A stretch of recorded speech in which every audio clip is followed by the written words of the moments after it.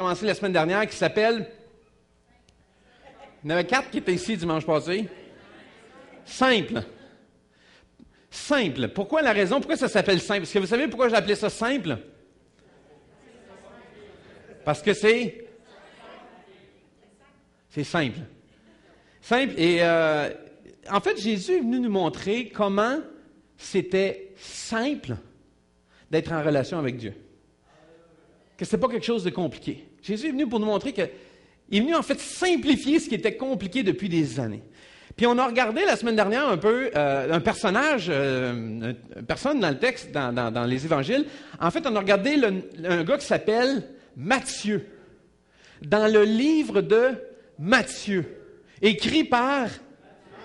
Exact. Exactement.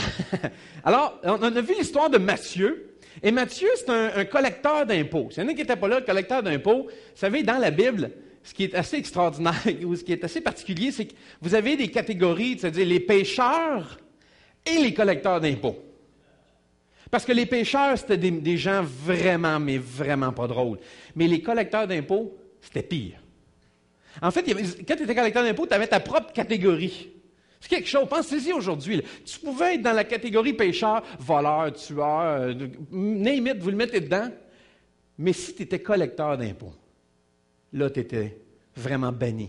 Tu étais méchant comme ça. En fait, tu étais irrécupérable. Tu avais non seulement trahi Dieu, mais tu avais trahi ton peuple, les gens avec qui tu es supposé d'être en relation, ou ce que tu es supposé des aimer, ces gens-là, et c'était perçu comme une trahison. Alors, Matthieu est perçu comme ça par les Juifs, et Jésus qui débarque, il voit un l'autre qui arrive un jour, puis il lui dit, il va au poste de payage, à l'endroit où il travaille, dans le fond, à sa job. En fait, Jésus est débarqué à la job de Matthieu, puis il a dit, Matthieu, suis-moi. Là, j'ai dit, imaginez les disciples qui suivent, là en arrière, là, Pierre, Jean-Jacques, là, c'est... Et qui font comme, qu'est-ce que tu fais là? Pas Matthieu. Jésus, il cite. Jésus, il faut qu'on te parle. Est-ce que tu comprends? Ce genre de gars-là, c'est qui, là? On ne veut pas traîner avec lui, là. Notre réputation va être affectée de ça. Nous autres, on avait une job legit, là. On était légal, nous autres, là. Nous, on avait une entreprise familiale. Et là, tu nous embarques avec, pas un pêcheur, un collecteur d'impôts. Et non seulement ça, on voit que Jésus part et s'en va où? À la fête que Matthieu a faite. Matthieu fait un party, et Jésus s'en va là, et là, les disciples qui se disent, non. On ne va pas aller à cette fête-là, on va être impur, on va être fini, on va être banni. On a regardé cette invitation-là que Jésus a faite à Matthieu, qui est super simple.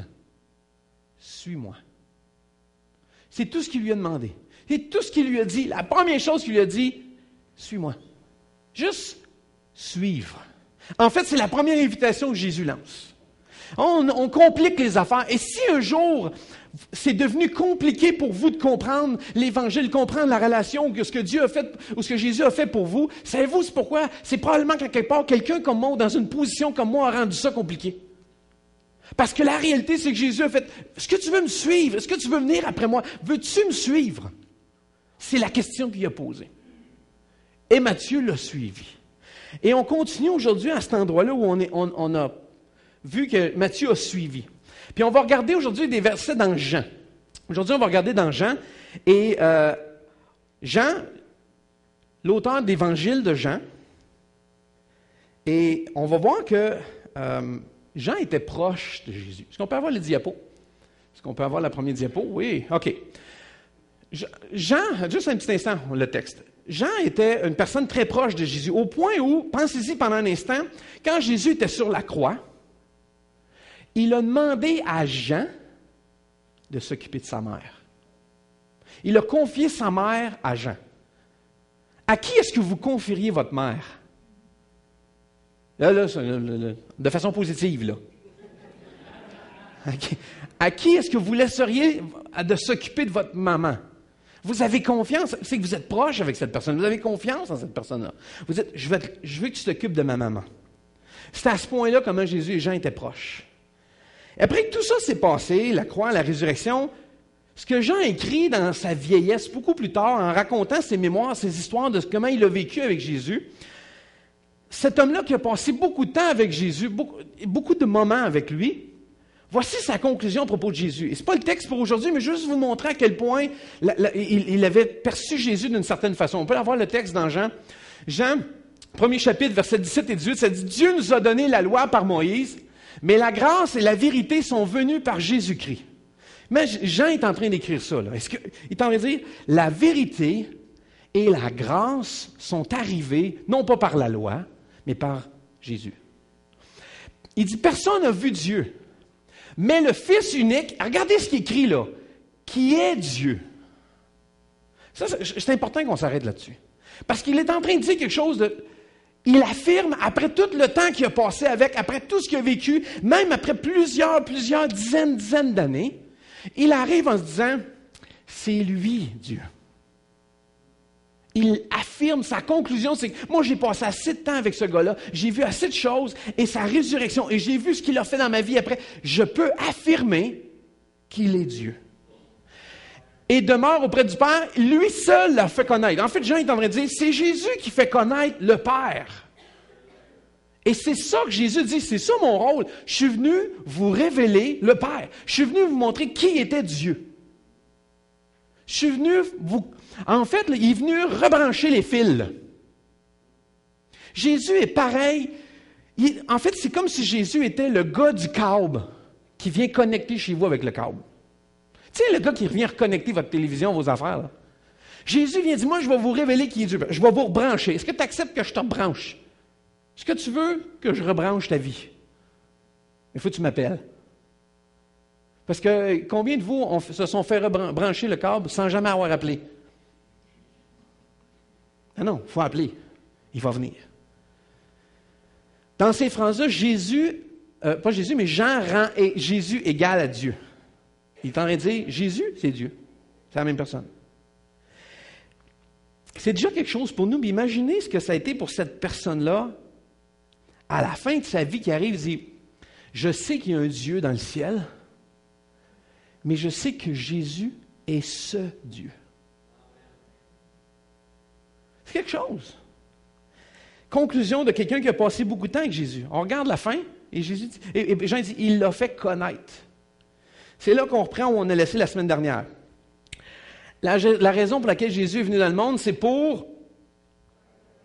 Oui, c'est presque ça. Pour faire connaître le Père, exactement. Donc, pour faire connaître le Père, il a voulu révéler le Père.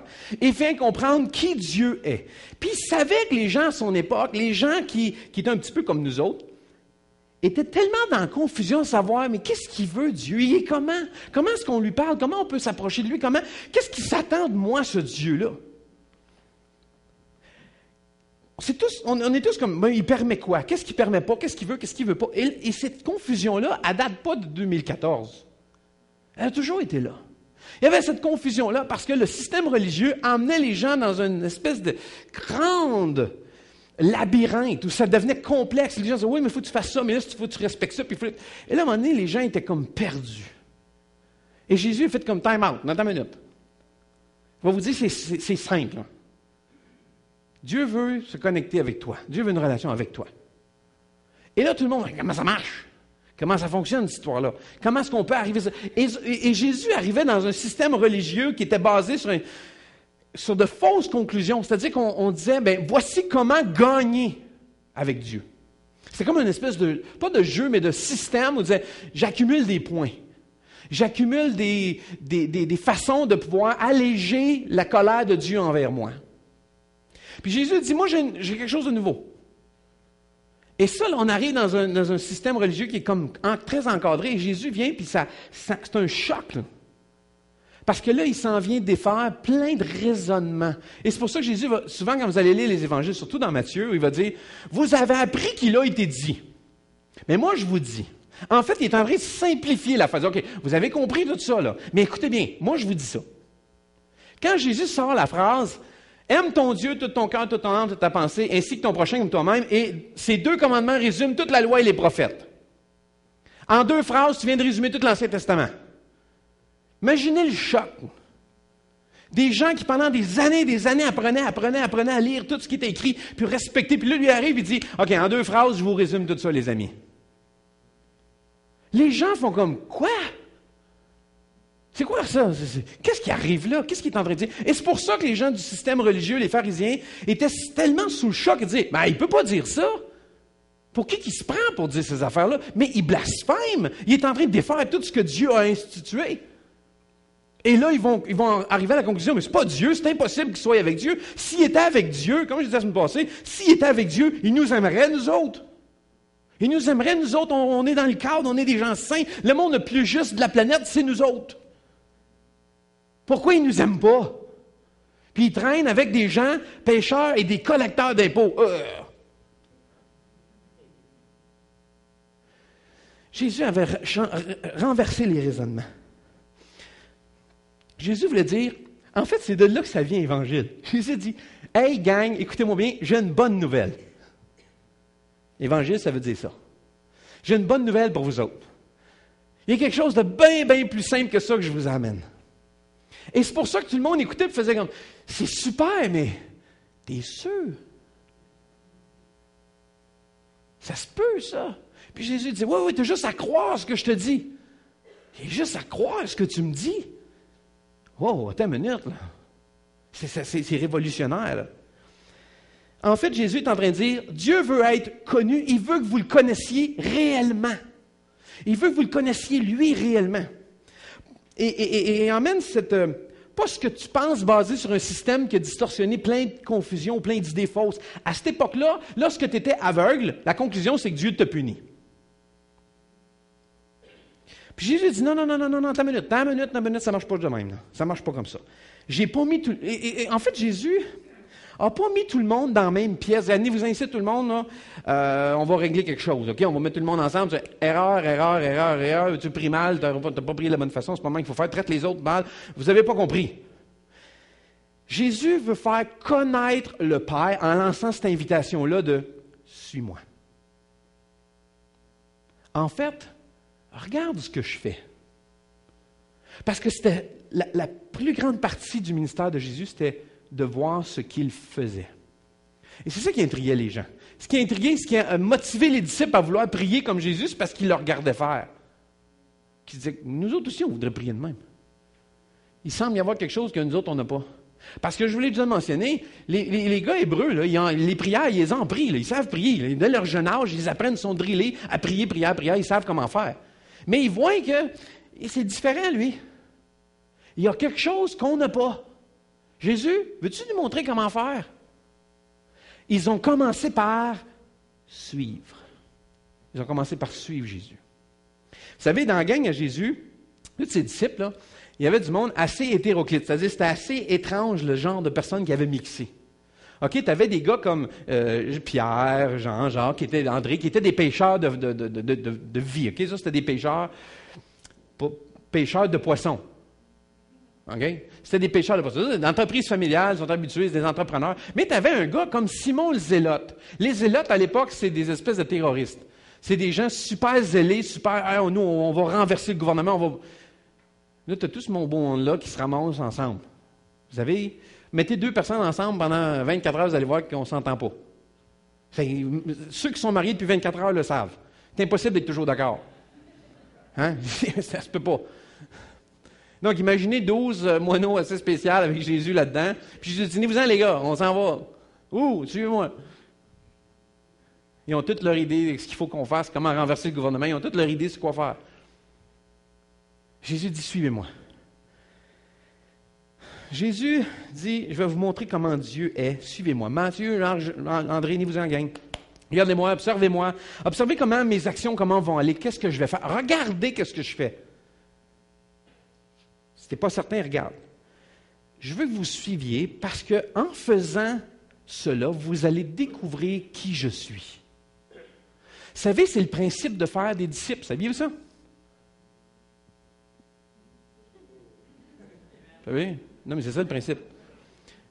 OK, vous n'avez pas de l'air à comprendre, mais regarde, on va prendre un cours de karaté. Est-ce qu'il y en a qui savent que ça existe, le karaté? Moi, j'ai plus de ceinture de karaté, c'est fini, hein? Je l'ai cassé.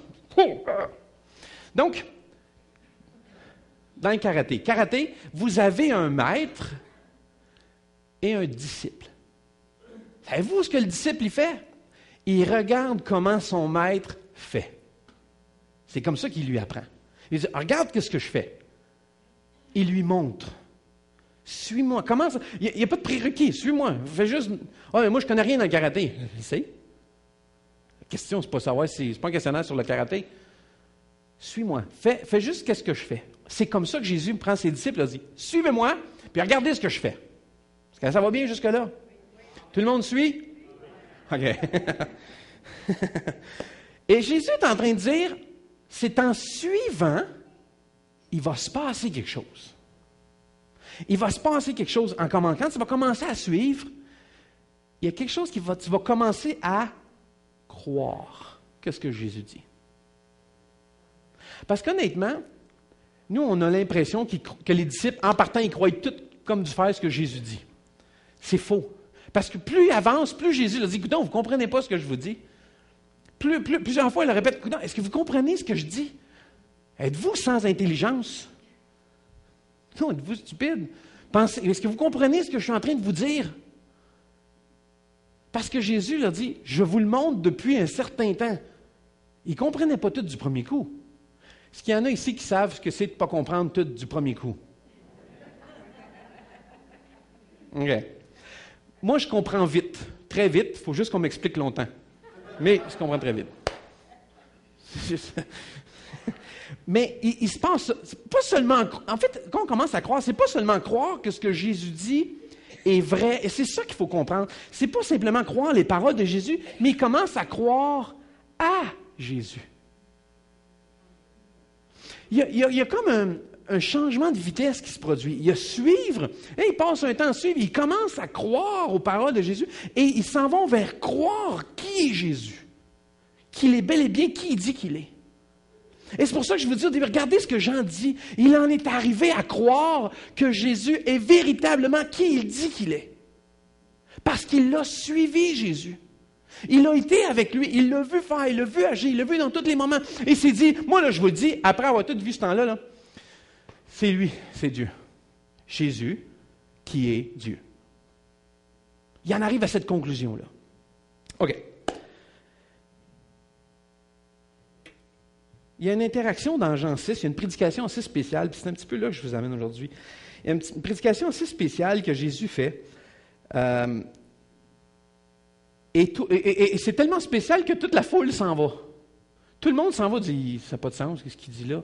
Dans ce texte-là, Jésus va dire, si vous ne mangez ma chair et ne buvez mon sang, et là, tout le monde fait, wow, wow, wow, wow. Et là, les gens commencent à partir, à tous s'en aller. Et Jésus se retourne vers parce qu'il reste juste les disciples. Il se retourne vers les disciples et il leur dit, vous autres, voulez-vous vous en aller, vous autres aussi? Voulez-vous arrêter de me suivre, vous autres avec? Voulez-vous quitter? Et Pierre lui répond une réponse extraordinaire. Mais à qui irions-nous? À qui d'autre irions-nous? La traduction de ça, c'est « Come on, Jésus. Qui d'autre qu'on va suivre? T'es le gars qu'on veut suivre. T'es la personne, on sait que c'est toi. » On te suit depuis tellement longtemps, Jésus, on en est venu à croire que tu es, non seulement croire ce que tu dis, mais que tu es véritablement, tu es la personne que tu dis que tu es. C'est ça que les disciples arrivent à. Puis le suivre, les emmener à croire, pas juste les histoires, les enseignements, mais à croire Jésus. Est-ce que vous saisissez la nuance entre les deux? Ils n'ont pas simplement cru ce qui était écrit, ils ont cru qui était Jésus. Parce que plein de gens croient que Jésus a dit des belles choses, puis plein de monde, Jésus c'est une bonne personne. Ça, plein de gens croient aux paroles de Jésus, tu devrais aimer ton prochain comme toi-même. Plein de gens qui croient ça. Puis ce n'est pas nécessairement des chrétiens, puis des gens qui suivent Jésus. Mais à un moment donné, permettez-moi l'anglicisme, on shift, on change, on s'en va vers, je ne crois pas simplement ce qu'il dit, mais je crois qui il est. Je crois en lui, pas juste en ce qu'il me dit. Et c'est l'essence de la foi. Pas simplement ce que tu me dis, mais qui tu es. C'est au-delà de juste ce que tu enseignes, c'est la personne que tu es. Et ça suivre pendant un certain temps, les emmener, là, ça les a emmenés à croire. Puis là, j'ai dit, OK, je comprends, vous faites juste, monsieur, portez bien attention, parce que si tu regardes et observes assez longtemps, il y aura des moments où ce qui est arrivé à Matthieu, à toutes ces belles personnes-là, Et que peut-être, vous autres aussi, vous avez vécu, ou vous êtes en train de dire, « Hey, moi aussi, je commence à croire qui Jésus est. » Pas juste croire en des bons enseignements, je crois qu'il est véritablement qui il dit qu'il est. Et dans les dernières années, il y a un mouvement qui s'appelle « I am second ». Je ne sais pas s'il y en a qui ont déjà entendu parler, c'est extraordinaire. Et dans ces gens-là, il y a plein de monde qui sait exactement le cheminement qu'ils ont fait. Je pense à Brian Welch, puis à, comment il s'appelle donc, Ryan Rice du groupe Korn, qui ont fait le même cheminement, qui ont commencé à suivre. Puis à un moment donné, ils se sont dit, mais c'est vrai ce qu'il dit, je commence à comprendre. Et ils se sont mis à croire. Il y a eu, comment il s'appelle donc? Christian Hosoi, s'il y en a qui connaissent le skateboard un petit peu. Christian Hosoi, une espèce de vétéran du skateboard. Même affaire, même cheminement, même pattern de vie. Sean Lowe, s'il y en a qui savent c'est qui Sean Lowe dans les derniers Bachelor? Oh, l'émission Bachelor? Non, ça ne vous dit rien, bonne affaire. Même cheminement, Duce Bradley, et plein de gens comme ça qui ont comme arrivé à se dire, mais, hey, attends une minute. Ils ont commencé juste à écouter ce que d'autres croyants disaient, à écouter des prédicateurs, à écouter peut-être que. Et ils ont juste commencé à suivre. Et tranquillement, on passe de suivre à croire. C'est exactement ça que Jésus avait comme plan. C'est simple, ça. Suis, tu vas voir, tu vas croire. Tu vas venir, viens. Aujourd'hui, je vous parle de croire. Suivre, ça mène à croire. Mon but, ce n'est pas de vous pousser à croire, parce que dans l'Évangile, Jésus ne pousse pas les gens à croire, il les cherche à les amener à suivre.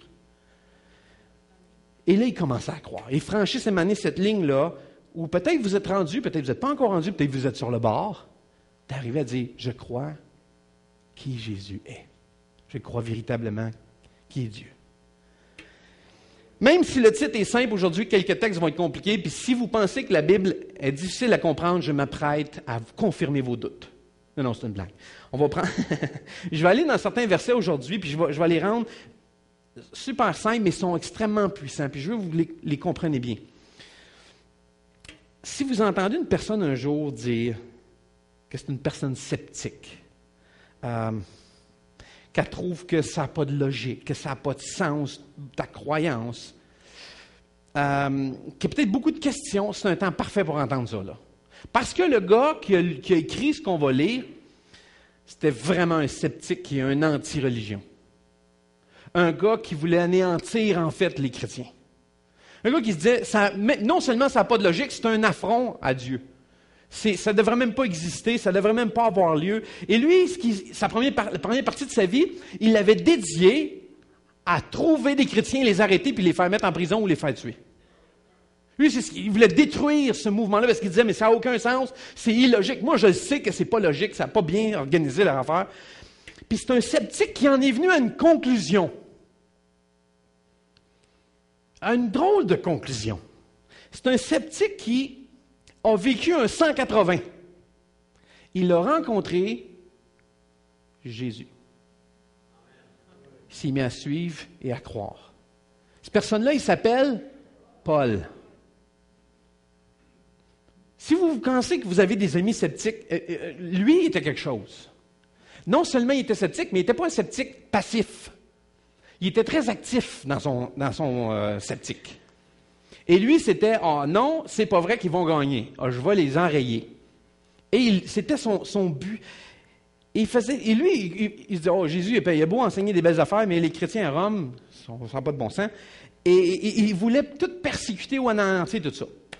Un jour, ce monsieur-là a écrit un livre à des chrétiens à Rome, un livre qui s'appelle Romains. Hey, vous êtes super bons étudiants aujourd'hui. Wow, vous êtes perspicaces. Il a écrit un livre à des chrétiens à Rome. Les chrétiens à Rome, ça, c'est une autre histoire. Ils ont écrit cette lettre-là, ces chrétiens-là, pour expliquer la signification de la partie de croire qui vient après suivre. Il s'en vient expliquer pourquoi on croit. On va voir ça dans Romains au 3e chapitre, versets 21 à 26. Regardez bien le verset 21 avec lequel on va commencer aujourd'hui. Verset 21, ça dit, « Mais maintenant, Dieu nous a montré comment il nous rend justes devant lui, et cela sans l'intervention de la loi. » Ça, c'est comme, Paul, il fait comme, « Tadadam !» sans les mains. Tu sais, là, il fait un tour, là, puis regardez bien ça, rien dans les manches, rien dans les poches, rien dans... Tadadam! Sans la loi. En fait, il est en train de dire, j'ai quelque chose à vous présenter de spectaculaire. Voici comment Dieu rend les gens justes devant lui sans l'intervention de la loi. Sans que la loi allait à agir dans ça. Là, j'imagine que vous avez tous le souple coupé en ce moment. C'est pour ça que vous avez... Vous pensez... En fait, c'était comme... Les gens disaient, mais comment ça, sans la loi? Parce que c'est pas la loi qui fait qu'on plaît à Dieu. C'est pas par la loi qu'il faut faire ceci, on est rendu juste en faisant toutes choses. Toutes les religions du monde sont dans ça. Fais ceci, fais pas cela, fais pas ceci, voici les règles à suivre. Romains, Grecs, Juifs, peu importe ce que vous voulez, vous avez assumé que pour être droit et juste devant Dieu, vous deviez faire des bonnes choses. Vous devriez bien agir, vous deviez bien vous comporter, vous devriez gagner sa faveur. Et là, Paul, il dit, moi, je viens de découvrir quelque chose de tout à fait nouveau. Je veux vous présenter quelque chose de tout à fait nouveau. Que Dieu est capable, ou Dieu rend juste les gens sans l'intervention de la loi. Au fond, tout le monde, sans présomption, là, veut être correct devant Dieu. Tout le monde veut être, OK, moi puis Dieu, on est cool, on est correct. J'entends souvent cette phrase-là, moi. Dieu connaît mon cœur. Oui, justement, il connaît ton cœur. C'est pour ça qu'il dit ça. Souvent, on a l'impression que les gens, Dieu connaît mon cœur, Dieu connaît mon cœur. Vous savez, là, les dieux connaissent mon cœur ne justifie pas tout. Là. C'est sûr que c'est moins populaire un matin comme phrase. Là. Mais les dieux, mais Dieu connaît mon cœur. Attends, ça ne marche pas comme ça. Si vous voulez que Dieu fasse bravo, mon champion, sans l'intervention de la loi, c'est ce que Paul est en train de dire. En fait, quand vous arrivez à la fin de votre vie, j'ai été assez souvent avec des gens, soit à l'hôpital ou à la fin de leur vie, avec des derniers moments. Et dans ces moments-là, c'est drôle de voir comment des gens qui sont sceptiques, qui ne croient pas à grand-chose, tout à coup, sont prêts à essayer à peu près n'importe quoi. Une croix, une patte de lapin, un croissant, n'importe quoi, amène-moi quelque chose. C'est vrai. J'ai été témoin de ça. Parce que tout à coup, j'ai perdu la grippe sur la réalité, sur ce qui est en train de se passer. Je me rends compte que peut-être que c'est vide ce que je pense. Mon scepticisme ne m'a pas nourri beaucoup dans ma vie. Et là, à partir de ce moment-là, vous êtes comme en train de vous en aller, puis vous dites, j'aimerais ça que quand j'arrive au bord, que Dieu ait un sourire quand il me voit. Pour pas qu'il fasse, pas lui. Mais qu'il fasse, oui, toi. C'est pourquoi, des fois, on se met à prier quand on ne croit même pas. Voilà pourquoi. Et ça, je peux vous en témoigner des histoires et des histoires de gens. Veux-tu prier pour moi? Même s'ils ne croient pas en Dieu et qu'ils ne croient pas en rien, là, ils sont comme, c'est une bonne idée que tu pries pour moi parce que je ne sais pas trop ce qui va m'arriver. Prie donc. Et là, il y a l'espèce de phrase qui sort toujours, ça ne peut pas faire de tort. Ça ne peut pas faire de tort. Tu viens-tu juste de la sortir, celle-là? Veut dire, tu n'y as pas pensé le reste de ta vie? Que ça ne peut pas faire de tort? C'est un matin que tu y penses, aujourd'hui, là, comme ça ne peut pas faire de tort. C'est quelque chose qui est en nous. Il y a quelque chose en nous, on sent cette relation où Dieu et nous, il y a quelque chose, des fois, il y a une tension et on veut régler ça. Et ce n'est pas avec la loi que vous pouvez régler ça. Regardez bien ça. Le reste du verset, regardez bien. Ça dit, les livres de la loi et des prophètes l'avaient déjà attesté. Paul est en train de dire, vous savez, j'ai lu tout ce qu'il y avait avant, là, puis je réalise que tous ces livres-là en avaient déjà parlé de ça. Ces livres-là, les lois et les prophètes avaient déjà mentionné qu'un jour, Dieu rendrait les gens justes sans l'intervention de la loi. Que la loi ne serait pas au cœur de tout cela. Comme si Paul a dit, avec tout le matériel que j'ai lu, je réalise que tout ce matériel-là pointait vers un moment, vers une personne, vers une situation. Que lorsque Jésus arriverait pour révéler, pour faire comprendre qui est le Dieu aux gens, ces textes-là font comme, un jour Jésus va venir puis il va vous montrer c'est qui le Père puis comment c'est simple. Ça, sans l'intervention de la loi. C'est ça que Paul est en train de leur ramener. Paul, au début, pensait que la fin, pas que la fin, mais que la loi était une fin en soi. que la loi, c'était l'objectif. Mais là, il se dit, c'est pas ça, c'est pas vrai, j'ai réalisé, j'ai compris quelque chose. Et là, on arrive au verset 22. Alors, regardez bien ce que Paul écrit. « Dieu rend les hommes justes à ses yeux par leur foi en Jésus-Christ. Il le fait pour tous ceux qui croient en Christ, car il n'y a pas de différence entre eux. » Il est en train de dire, pécheurs, collecteurs d'impôts, peu importe le degré, il n'y a pas de différence entre eux. Il n'y a aucune différence. En fait, il est en train de dire, tout le monde est pareil. Tout le monde est dans le même bateau. Tout le monde, et ça, c'est totalement nouveau parce qu'avant, il y avait des classes de gens. Comme je vous disais tantôt, les catégories, vous aviez les gens justes, les pharisiens, les gens de religion, les gens, les grands sacrificateurs, tout. Fait qu'il y avait comme une hiérarchie dans la société. Et à un moment donné, tu arrivais dans le peuple, les pécheurs et les collecteurs d'impôts. Puis en bas, tu avais le diable. C'était ça. C'était comme ça. Et là, Paul est en train de dire à tout le monde, OK, on efface tout ça, là. Tout le monde est pareil. Devant Dieu, tout le monde a le même statut. Tout le monde est au même statut devant Dieu. Il n'y a pas de différence entre eux. Et ça, il est en train de le dire, c'est qu'il le fait pour tout le monde. Tout le monde, sans aucune discrimination. Paul, c'est révolu. Et là, il est en train de chambouler le raisonnement de l'époque. Il n'y a aucune distinction de personne. C'est pour tous. Pourquoi vous posez la question, pourquoi? Je suis content que vous posiez la question ce matin. Je suis vraiment content que vous ayez soulevé ce point-là. Parce que ceci, verset 23, regardez bien ce qu'il dit. Car tous ont péché. Qu'est-ce que ça veut dire? Paul est en train de dire, OK, gang, on est tous dans le même bateau. On est tous dans la même situation, pas tous de la même façon, peut-être pas tous dans le même degré, on n'a peut-être pas tous les mêmes problèmes. Il y en a certains qui sont meilleurs que vous, d'autres qui sont pires que vous. OK? Donc, ça, c'est. Faites-vous-en pas avec ça. Mais ce qu'il est en train de dire, c'est que tout le monde, à un moment donné ou un autre, est pécheur dans sa vie. Merci pour ces deux amens. Si vous pensez que vous n'avez jamais péché, vous allez avoir une heure de dîner très intéressante avec vos proches. Demandez-leur de faire une liste pour le fun. Ils vont se faire plaisir de la vous donner. Moi, j'ai jamais péché. Ah non, viens ici qu'on jase. Viens ici qu'on en parle un peu. En fait, si vous voulez, on peut y aller ensemble. Parlons de tes péchés, ouais. En fait, Paul est en train de dire, tous sont dans le même bateau. Du point de vue de Dieu, il n'y en a pas un qui est né juste devant lui. Et là, il faut se mettre à cette position. Du point de vue de Dieu, il n'y a personne qui arrive au standard de Dieu. Il a raison. On ne peut pas argumenter ça, je ne suis pas égal à Dieu. Donc, il a raison. Mais tous sont pécheurs. En fait, tous ont péché, c'est facile. Le mot péché, là, bien littéralement, ça veut dire manquer la cible. Manquer le but. Manquer ce que tu étais supposé faire. Tu n'es pas supposé de mentir, tu as menti. Ah, tu as péché. Oh non, pas moi. Oui, toi. Est-ce qu'il y a quelqu'un ici qui n'a jamais menti? Parce que tu viens de compter ton premier mensonge. Non,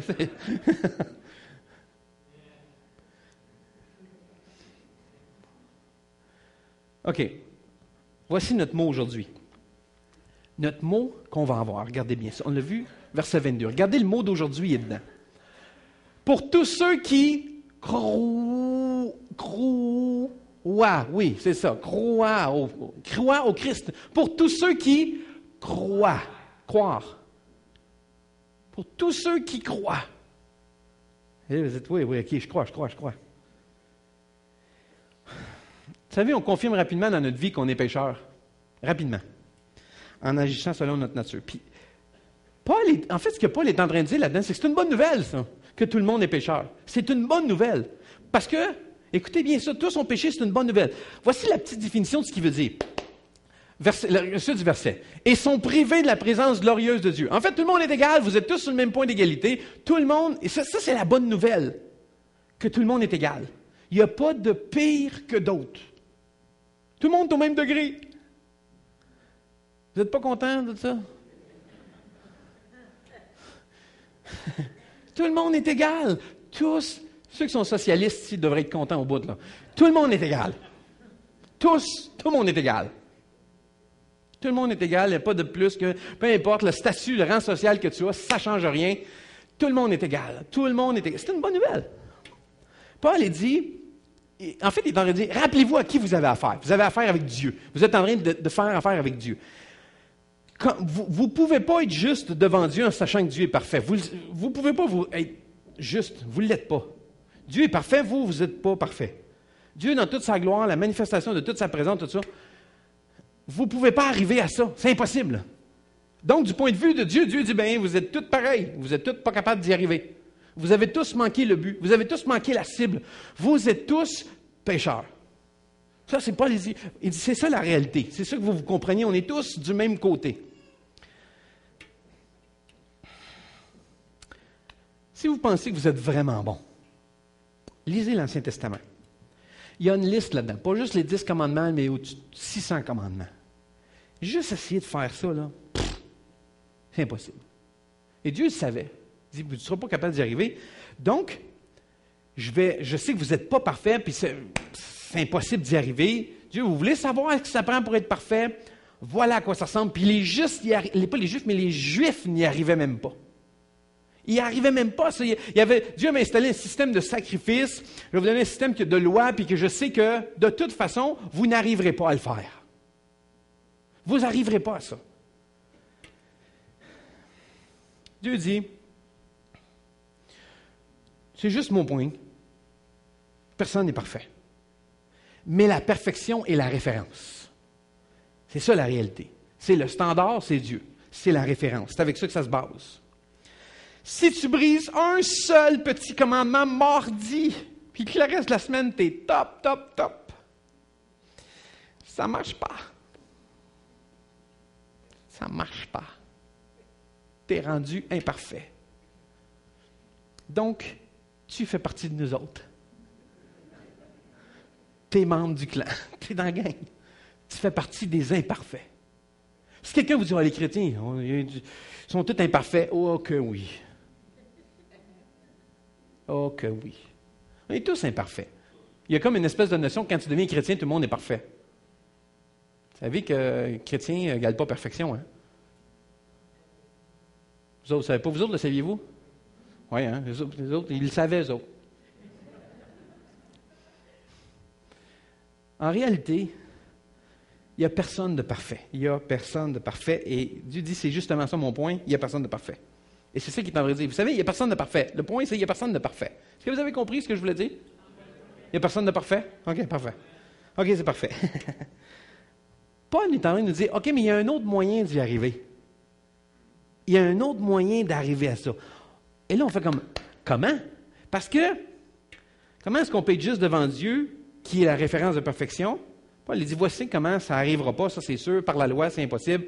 Même en essayant, bon, comme vous êtes, de balancer le bien. Puis ça, c'est souvent, mais je fais plus de bien que de mal dans ma vie, donc quand je vais arriver, Dieu va pouvoir que j'ai fait plus de bien que de mal. Ça ne marche pas comme ça. T'es pécheur, t'es pécheur. C'est pas le degré. Ça ne marche pas comme ça. Donc, Paul dit, voici, voyez la suite. Verset 24, regardez bien ce qui arrive. Mais Dieu, dans sa bonté, les rend justes à ses yeux. Hey, écoutez ça. Dieu les rend justes à ses yeux. Comment? Gratuitement. Par Jésus-Christ qui les délivre du péché. En fait, il est en train de dire, OK, écoutez bien les amis, ça c'est Paul qui est en train d'expliquer la façon que Dieu fonctionne. Dieu est parfait, toi tu ne l'es pas, donc tu ne peux pas être en relation avec Dieu parce qu'il est parfait. Dieu dit, j'ai une idée, voici ce que je vais faire. Je vais pourvoir, dans ma bonté, je vais les rendre justes. Comment? Gratis. Je vais les rendre gratuitement justes. Comment? Par qui? Jésus. Jésus dit, moi, c'est ça que je suis venu faire. Vous présenter le Père. Je suis devenu l'intermédiaire, le gars du câble qui vous reconnecte. C'est gratuit. Là, je sais, quand je vous dis gratuit, ce mot-là nous fait tous peur. Hein? Vous avez tous peur quand ils disent « Hey, c'est une œuvre, c'est gratuit! » Et là, vous vous dites « Quelque chose de gratuit, ça se peut pas, ça. » Vous cherchez la trappe, hein? Quel numéro faut que j'appelle là, pour recevoir gratuitement mon... 1-800 quelque chose gratuit, là? Ou vous recevez un téléphone à la maison. « Hi, you wanna Bahamas Cruise? » Tu sais, là. Tout le monde a gagné ici? C'est vrai, c'est ça que je pensais. Et vous dites, hey, tout le monde il envoie tout le monde au Bahamas. Ben oui, certain. Qui paye pour ça? On sait tous qu'en quelque part, ça n'existe pas gratuit dans ce sens-là. Quelqu'un doit payer une facture en quelque part. Hein? C'est pas vous qui payez les factures chez vous? Vous savez qu'il n'y a rien de gratuit, hein? Il faut que quelqu'un paye la facture. Mes enfants pensent que l'électricité est gratuite parce qu'ils ne payent pas le compte. Mais quand je paye le compte, moi, je le sais qu'elle n'est pas gratuite. Là, Dieu t'aurait dit, gratuitement, je vais les justifier. Paul dit, cette fois-ci n'est pas basée sur ce que tu vas faire, mais sur ce que quelqu'un d'autre a fait. Ce n'est pas basé sur toi. Tu n'as pas besoin d'appeler 1-800 quelque chose de gratuit pour l'avoir. Même pas un site internet. Tout ce que tu as à faire, c'est d'ouvrir les mains et de l'accepter. Totalement gratuit. C'est même pas un échange. C'est pas si tu jettes, si tu donnes, si tu... C'est pas ça. Parce que là, on revient à gagner pour acquérir. Si je te donne ça, tu vas me donner ça. Ça, c'est un échange. C'est pas gratuit, non? Tu sais, quand quelqu'un... Avez-vous déjà eu quelqu'un que vous avez donné un service? Bon, un service en attire un autre. Ça, c'est pas donner, ça. Ça, c'est échanger. Donner, c'est que ça vient de me coûter quelque chose, puis tu me dois rien. Tu me dois rien à moi, là. C'est gratuit, je te le donne. Je m'en viens t'aider. Mais nous, dans notre façon de penser humaine, il y a toujours une certaine... On garde les comptes. C'est ce qu'on fait dans la vie. Puis quand on arrive à une relation avec Dieu, on pense que Dieu fait « je check les comptes ». Dieu ne voit pas ça comme ça. Parce que le compte, c'est une personne qui l'a payé. La facture de tes erreurs, quelqu'un l'a payé. La facture de tes manquements, du fait que tu ne sois pas parfait, quelqu'un a payé cette facture-là. Pour que ça puisse être donné à toi. Là, je vous ai dit, il n'y a rien de gratuit, quelqu'un paye. Dans le cas présent, je t'aurais dit, à tous les gens, il veut les rendre juste gratuitement par Jésus qui a payé la facture. C'est ça que ça veut dire. Par Jésus qui a payé la facture sur le péché, sur le manquement, sur les erreurs. Parce que Jésus a payé cette facture-là, c'est gratuit pour toi. Ça, c'est comme vous allez au restaurant. OK? Ça vous est déjà arrivé, vous autres? Ça, c'est spécial quand tu vis ça. Parce que des fois, on se sent très mal à l'aise. Quelqu'un qui paye pour vous. Quand on a de l'argent, on aime ça le faire aux autres. Ça le faire, je suis capable de payer. C'est des fois, ça peut devenir, en un certain sens, humiliant. D'accepter que quelqu'un nous donne quelque chose. C'est pas toujours évident, ça. De recevoir dans une bonne attitude, dans une bonne façon de recevoir, de dire, bien, je vais recevoir gratuitement. Tu ne me dois rien. Je t'invite au restaurant. C'est moi qui paye. Tu ne me dois rien. Je ne te demande rien en retour. Et là, je ne peux pas accepter ça. Je peux pas. Si j'arrivais aujourd'hui, puis vous aviez besoin d'un cœur de transplantation, mon cœur est compatible avec le vôtre. Et je te dis, je te le donne. Ils vont le prendre et ils vont te le donner. Je vais te donner ma vie en échange. Tu ne me dois rien, tu ne dois rien à ma famille, tu n'achètes rien. Vous diriez, wow, je ne peux pas accepter ça. Mais c'est exactement ce que Dieu a fait avec chacun de nous autres, en envoyant Jésus. Il a pris Jésus puis il dit, bien, je vais changer ton cœur puis je vais mettre le sien. Savez-vous quoi? En plus, c'est gratuit. Et là, on fait comme, OK, c'est quoi la trappe dans ça, là? Il doit y avoir une trappe. Ça ne se peut pas que ça soit aussi simple que ça. Pourtant, Jésus dit, le royaume des cieux, le royaume de Dieu est pour ceux qui sont comme des enfants. Qu'est-ce qu'il veut dire? Les enfants, si tu leur dis, viens ici, je te donne ça, puis je te paye le resto, ils ne vous posent pas 50 questions. Hein? Mes enfants, là, si je dis, hey, c'est moi, venez-vous-en, je vous paye le restaurant, ils ne font pas comme, ah oui, en échange de quoi? Ils font pas ça. Ils l'acceptent. Ils le reçoivent. Là, c'est sûr que mes enfants sont comme mes filles sont plus vieilles, là, tu sais, comme 14-16 ans, c'est plus vieux, là. Donc, les questions sont différentes. Mais quand tu as 4 ans, 5 ans, 6 ans, viens-tu avec papa, on s'en va au restaurant? Ouais! Là, ils font comme, où on va manger de la bouffe de clown? On s'en va au McDonald's. On va toujours me place quand c'est des enfants. ramassent toujours là. Mais ils font comme, ah oui, c'est le fun, c'est le fun, c'est le fun. Et là, ils prennent leur repas, eux autres, ils prennent au comptoir. Moi, j'ai payé la facture.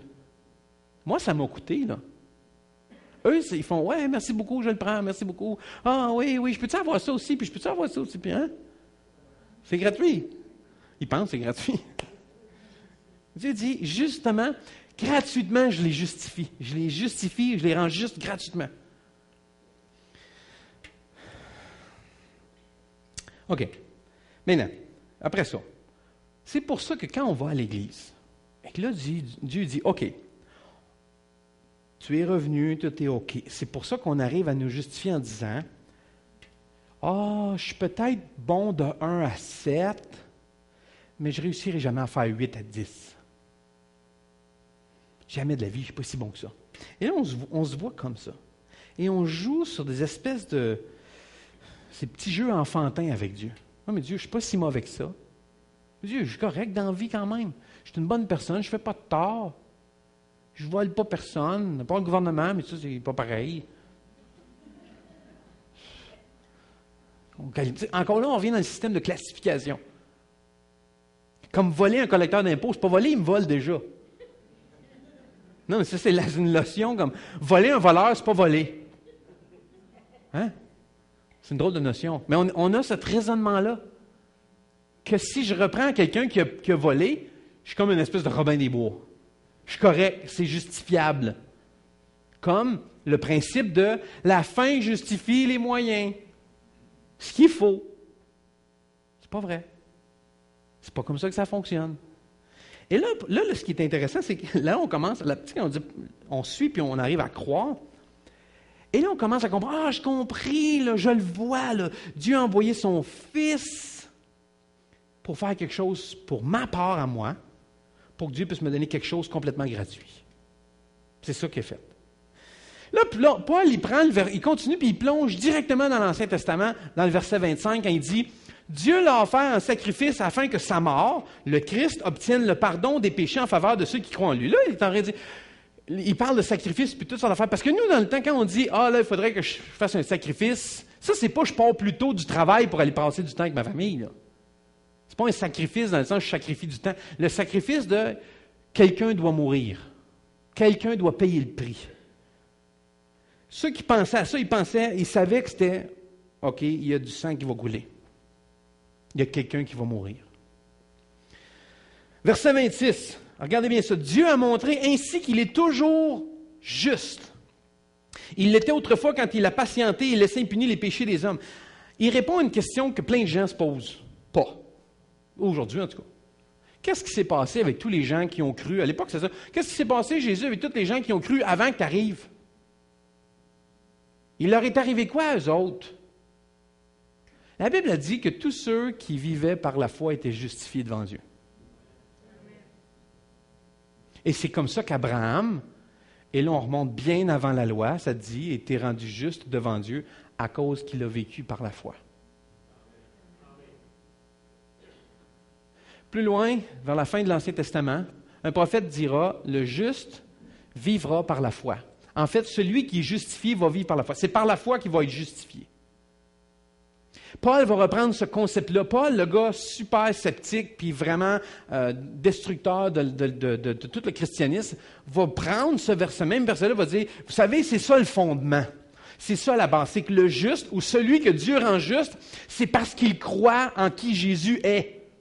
Pas juste ce qu'il a dit. C'est pour ça, tantôt, je vous faisais la différence. On ne croit pas seulement ce qu'il dit, mais qui il est. Parce que ça vient altérer à la fin, là, de dire, mais je crois que ce que Jésus a fait, parce que je sais qui il est. J'y crois à ça. Paul dit, voici la bonne nouvelle. Voici la bonne nouvelle. Dans sa grâce infinie, Dieu a pris la mort de Jésus en tant que paiement pour tous ceux qui vivent par la foi. Pour tous ceux qui vont croire, dans le passé et dans le futur. Il a pris ce sacrifice-là, puis il l'a appliqué à tous ceux qui ont vécu avant Jésus et tous ceux qui vont vivre après. Tous ceux qui ont vécu par la foi. Voici ce qui est génial. Dieu comprend c'est quoi le problème de notre péché. OK? Dieu, il comprend les ramifications de ça. Il n'a pas changé. Dieu n'a pas changé les standards. Il ne s'est pas dit, écoute, la gang, je sais que vous n'êtes pas capable d'arriver, on va baisser le standard un peu parce que ma ligne est trop haute pour vous autres. Il y a trop d'eau dans la piscine, vous ne touchez pas le fond. On va descendre le fond de la piscine. On va descendre l'eau un peu pour que vous puissiez toucher au fond. C'est pas ça que Dieu n'a pas pris le mal pour l'appeler bien, puis il n'a pas pris le bien puis il l'a appelé mal. Il n'a pas fait ça. Il a gardé le même standard, mais il s'est dit, je ne peux pas changer ça. Par contre, il y a un problème, c'est que ces gens-là sont dans le péché. Ces gens-là ont pris avec le fait qu'ils ont manqué le but. Il s'en préoccupe, il dit, ben là, la question de ce péché-là, il faut bien que quelqu'un s'en occupe. Alors Dieu se dit, ben d'abord, je vais le régler le problème, moi. En fait, c'est comme si Dieu dit, je vais réparer ce que moi, je n'ai pas brisé. C'est pas moi qui ai brisé ça, mais c'est moi qui vais le réparer. Je vais payer pour une dette qui n'est pas la mienne. Je n'ai pas contracté cette dette-là. Je vais payer pour des péchés qui ne sont pas les miens. Je vais payer pour d'autres. C'est ça que Paul est en train de dire. En fait, c'est pour ça qu'il dit, c'est une bonne nouvelle, tout le monde est pareil. Pourquoi? Parce que Dieu dit, ben, je le sais maintenant que vous êtes dans cette situation-là. À cause de ça, voici, moi, je vais régler la dette. Moi, je vais m'en occuper. Pas moi qui ai fait le problème, c'est pas. Ça, c'est comme une personne. Ça, c'est pas ma dette, mais c'est moi qui vais payer, par exemple. C'est moi qui vais prendre le montant puis qui va le débourser. Puis il y a ce symbole-là qui est puissant, que Dieu envoie son Fils pour régler ce problème-là qui est le nôtre. Pensez-y, là. Nous sommes dans un problème que des gens extérieurs à ce problème-là, Dieu en tant que tel, dit, moi je vais le régler le problème parce que tu ne pourras jamais régler ce problème-là. Donc voici comment je vais le faire. Je vais envoyer Jésus pour régler ce problème-là. Jésus est mort pour les péchés de tout le monde. Tout le monde. Et là, il y a des gens qui disent, c'est étroit ça, hein, le christianisme. C'est étroit. C'est pour tout le monde. Tout le monde y a droit. Tout le monde est invité à ça. Tout le monde est invité. À l'époque, il n'y avait pas de différence. Juifs, non-juifs, romains, païens, québécois, ontariens, canadiens, même les Bruins de Boston. Même aux Bruins de Boston. On pense que Dieu est bon. Dieu a une grande bonté. En fait, tous ont péché, mais tous sont invités. C'est ça l'idée de dire, hey, cool, tout le monde a manqué. Oui, pourquoi? Parce que tout le monde est invité. À cause que tout le monde est dans le même bateau, on est tous pécheurs, tous, on est inclus dans ce qu'il est en train de dire là. Ça s'adresse à tout le monde. À toi, aujourd'hui, tu dis, moi, je ne sais pas si Dieu veut de moi. Hey, allô, c'est ce qu'il est en train de te dire. Tu es invité. Il t'invite à le suivre. Et à force de le suivre, tu vas croire. Tu vas avancer avec lui. C'est pas en le faisant comme si je dois faire quelque chose pour moi-même. Mais c'est Dieu qui l'a fait pour ma part. Et je dois juste gratuitement le recevoir. Jésus, dans son ministère terrestre, a fait un peu, dit, je sais que c'est difficile à comprendre, difficile à saisir ou à assimiler le principe. Et c'est pour ça que Jésus disait, suis-moi. Fais juste me suivre. Et je vais te montrer qui est le Père. Et à la fin, les disciples diront, tu ne nous as pas montré le Père. Jésus dit, écoutez, j'étais avec vous autres, vous ne m'avez pas vu. Je vous ai révélé qui était. Je voulais vous montrer qui il était. Savez-vous que c'est comme ça qu'on commence à croire? C'est qu'on commence à suivre. Et à un moment donné, il y a comme quelque chose qui nous parle. Il y a comme quelque chose qui se passe en dedans. Qui nous dérange. Et là, à un moment donné, on se dit, mais je sais que ça a bien de l'allure, mais... Et on joue avec ça, on travaille, ça nous travaille beaucoup dans notre tête. Puis maintenant, on arrive au point où on se dit, mais je peux juste confirmer en conclusion que c'est vrai. Il est qui il dit qu'il est. Et j'y crois en lui. Et c'est là que ça commence. C'est dans cette suite de suivre, on en arrive à croire. Jésus dit comme, écoute, observe, apprends ce que je fais, puis en cours de route, tu vas voir, ça va te frapper. Tu vas faire, oh mon Dieu, ben oui. Ben oui, c'est vrai. Combien ça a été votre parcours de vie? Un jour, vous avez entendu parler de Dieu ou de ce que Jésus a fait, puis vous avez fait, ben oui, c'est ça. On a tous fait ça. Et on a tous un peu comme, ben voyons si c'est logique, voyons si ça a du bon sens, et on repousse ça de la main. en se disant, c'est irrationnel, ça n'a même pas d'allure.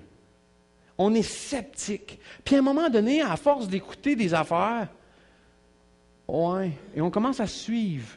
On ne veut pas dire qu'on croit. On commence à aller, on va aller voir ce qui se passe à cette église-là. C'est quoi cette affaire-là? Et là, on écoute, puis ça nous intrigue. Et là, on écoute.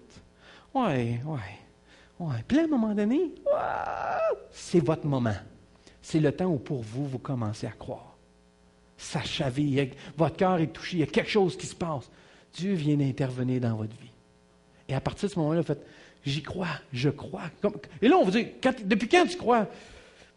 Je ne sais pas trop. Il y a comme un moment, il y a comme un déclic, il y a comme un cheminement qui se fait. Et on arrive là. Et souvent, ce qu'on veut, c'est qu'on veut voir aussi, ou qu'on s'attendrait, c'est, mais j'attends maintenant, je veux croire immédiatement. Attends une minute. Il y a comme une préparation. Dieu prépare notre cœur. Tranquillement, on suit, puis on écoute. Puis des fois, on écoute de loin. Ça, c'est dans les derniers bancs. J'espère que ceux qui sont dans les derniers bancs, vous m'entendez vraiment, là. Vous connaissez ma théorie sur la spiritualité, le niveau de spiritualité avec les bancs? Non, c'est faire ça. Mais la réalité, c'est qu'on commence à être observé, à suivre, à regarder. Et tranquillement, notre cœur est changé. Et là, on se dit, qu'est-ce qui est arrivé? Je crois que Jésus est vraiment qui il dit qu'il est. C'est une bonne nouvelle. C'est une bonne nouvelle. C'est disponible pour vous aujourd'hui, dès maintenant, disponible dans tous les bons magasins. C'est disponible. C'est celui-là que Dieu a envoyé. Juste invité. Est-ce que Bobby est là? Oui, il est là, OK. Il n'est pas juste venu pour expliquer qui Dieu est, mais pour donner accès à Dieu. Il n'est pas juste venu expliquer c'était qui Dieu, il est venu ouvrir une porte, un chemin pour s'y rendre. C'est comme non seulement je vais t'expliquer qui Dieu est, puis comment il est bon, puis sa miséricorde est extraordinaire, puis son pardon, puis son amour, puis oui, tu peux être sorti de là, puis oui, ta vie qui est en morceaux peut être rebâtie, puis oui, ta situation dans ton couple, puis oui, ta famille peut être refaite, oui, cette situation-là, Dieu peut la remonter, oui, toutes ces choses-là. Mais ce qu'il lui dit, c'est, non seulement je peux t'expliquer tout ça, mais je peux te le faire vivre. Tu peux l'expérimenter. Ce qu'il a pour toi, tu peux non seulement le comprendre, mais le vivre. Jésus dit, je ne suis pas venu juste pour expliquer le Père, je suis venu pour le faire connaître. Moi, je connais plein de choses à propos des Beatles. Mais vous savez, je ne connais pas les Beatles. J'aimerais les connaître. J'aurais aimé les connaître individuellement. J'aurais aimé connaître ces gens-là. Je suis intrigué par plein de choses qu'ils ont faites. Mais connaître à propos de, ce n'est pas connaître la personne. Peut-être vous connaissez plein d'artistes, vous connaissez plein de propos, plein de choses à propos de plein de gens. Mais vous ne connaissez pas la personne. Mais souvent, c'est le même avec Dieu, avec Jésus. On connaît plein de choses à propos de Dieu. On va à l'église, on apprend plein d'affaires. Mais est-ce qu'on connaît la personne? Jésus. Jésus dit, moi, je suis venu pour vous le présenter, pour que vous puissiez être en contact avec. L'invitation du christianisme, c'est ça. Je t'invite à rencontrer Dieu, à le connaître lui. Mon verset, à moi, favori de tous les temps dans la Bible, c'est Jean 17,3. Il n'est pas à l'écran. Ça a toujours été pour moi un verset qui m'a toujours été cher. Jésus a dit, « Or, la vie éternelle, c'est qu'ils te connaissent, toi, le seul vrai Dieu, et celui que tu as envoyé, Jésus. » Qu'ils te connaissent. Pas juste, ils savent t'es qui, pas juste à propos de toi, pas juste connaître des versets, connaître ton histoire, connaître la Bible, pas juste ça. Qu'ils te connaissent, toi, le seul vrai Dieu. Jésus dit, c'est ça le véritable objectif. Qu'ils te connaissent, toi. Vous pouvez être ici aujourd'hui et connaître Dieu avec plein de choses, plein de connaissances, plein d'informations, plein de choses à propos de Dieu. Mais ça ne veut pas dire que vous le connaissez, lui. Mais C'est ça que Jésus est venu faire. Il dit, moi, ce que je suis venu, je veux que vous ouvrez la porte pour que tu puisses avoir une relation avec lui, contact avec lui. Quand vous commencez à comprendre à quel point il vous aime, à quel point il vous accepte comme vous êtes, dans vos manquements, dans vos erreurs, quand vous comprenez cela, et que vous découvrez et comprenez que Dieu a vos intérêts à cœur, le meilleur pour toi. Moi, j'ai des enfants. Et mes filles, je veux leur donner le meilleur.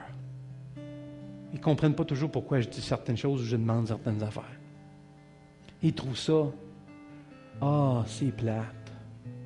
Mais j'ai leurs intérêts à cœur. Je le fais pour elles. Dieu est pareil. Il le fait les choses parce qu'il t'aime toi. Et ton intérêt pour ta vie. Dans les moments où vous voulez des fois tourner à gauche, il vous demande de tourner à droite. Vous dites, mais là, pourquoi il me demande ça? Vous allez dire à un moment donné, je ne comprends pas, Dieu me demande de faire telle chose. Parce qu'il a ton intérêt à cœur. Il veut le meilleur pour toi. Et ça, on va en parler dans le prochain message. Des fois, on ne comprend pas tout le sens de ce qu'il est en train de nous demander. Mais tout change à partir du moment où vous comprenez l'amour gratuit que vous avez reçu.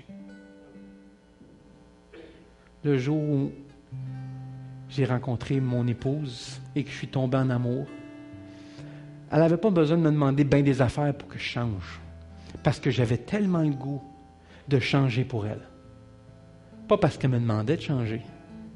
Parce que je réalisais à quel point elle m'aimait. Et que j'avais juste le goût de dire, comment ne pourrais-je pas? J'avais des grands cheveux longs dans le milieu du dos, boucles d'oreilles. Comment ne pourrais-je pas couper mes cheveux si elle aime les cheveux courts? C'est pas un ordre, c'est pas un commandement, c'est pas une règle. Même si c'est pas écrit dans un livre, je veux le faire. Pourquoi? Parce que je sais qu'elle aime ça. Comprenez-vous la différence comment Dieu, quand il nous demande des choses, c'est pas une question de règles, c'est une question d'amour et de relation. Et c'est ça qui risque de vous arriver si vous commencez à suivre et de croire. Vous avez plus l'impression que vous résistez à quelque chose. Vous n'êtes plus sur les freins pour venir à l'église. Vous venez parce que vous avez juste le goût de le faire. C'est plus un obstacle, c'est plus une obligation, c'est plus oh non, oh non, oh non. Il est vrai qu'après plusieurs années de mariage, des fois ma femme me demande des choses. Est-ce que tu viendras avec moi au magasin? Je ne veux pas y aller seul, j'aimerais que tu viennes avec moi. Oh.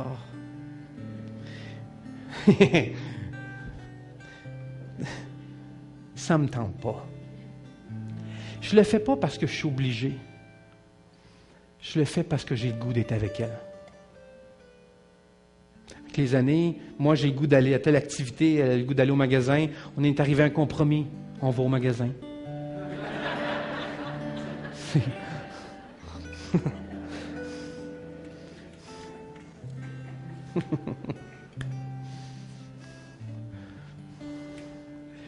Aujourd'hui, je ne vous dis pas, il faut que tu crois à ça, il faut que tu crois à ça, il faut que tu crois à ça. Jésus n'est pas venu comme ça. Jésus a demandé, suis-moi, viens après moi. Regarde ce que je fais. Imite ce que je fais. Il est qui Matthieu a dit, qui Jean a dit, Matthieu, un simple pécheur de poisson, qui Paul le sceptique a dit aussi. Les gens tantôt que je vous ai nommés de I.M.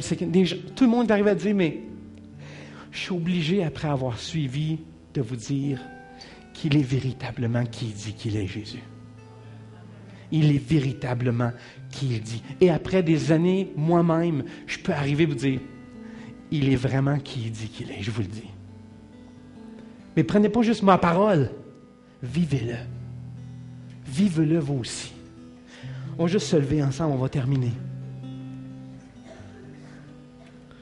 Ce matin, je veux juste vous donner la chance de peut-être, vous n'avez jamais eu cette opportunité de changer de transférer votre confiance dans vos habiletés, dans votre pensée, dans vos forces à vous, puis d'essayer de plaire à Dieu, mais vers juste donner à Jésus ça.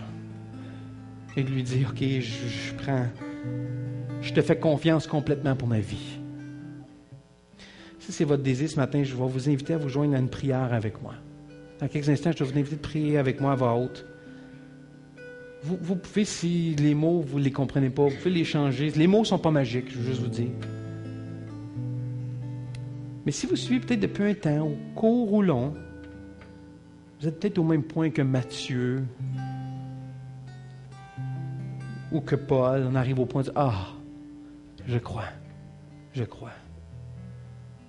Voici l'opportunité ce matin peut-être de faire, de le formaliser, peut-être ce que vous n'avez jamais réussi, ou à travers le temps, peut-être jamais eu l'occasion de faire. De juste pouvoir vous dire, Jésus, je crois que tu es véritablement qui tu dis que tu es. Et je veux te faire confiance. Et je veux te donner ma vie. Moi, juste qu'on puisse fermer nos yeux un instant. Et moi, juste répéter après moi, priez avec moi. Père céleste, je crois que Jésus est le Sauveur. Je crois qu'il est mon Sauveur. Je crois qu'il est mort et que c'est pour mes péchés à moi. Je crois que je peux être juste devant toi parce que lui a fait. Pas parce que moi j'ai fait. Aujourd'hui, je transfère ma confiance. Je place toute ma foi en la mort de Jésus sur la croix, comme le paiement total et final pour mes péchés. Merci de m'accueillir dans ta famille, pas pour ce que j'ai fait, mais parce que Jésus a fait. Merci de me pardonner de mes péchés et de m'aider à croire. Alléluia. Est-ce qu'on peut donner une main au Seigneur ce matin pour ses vies? Alléluia.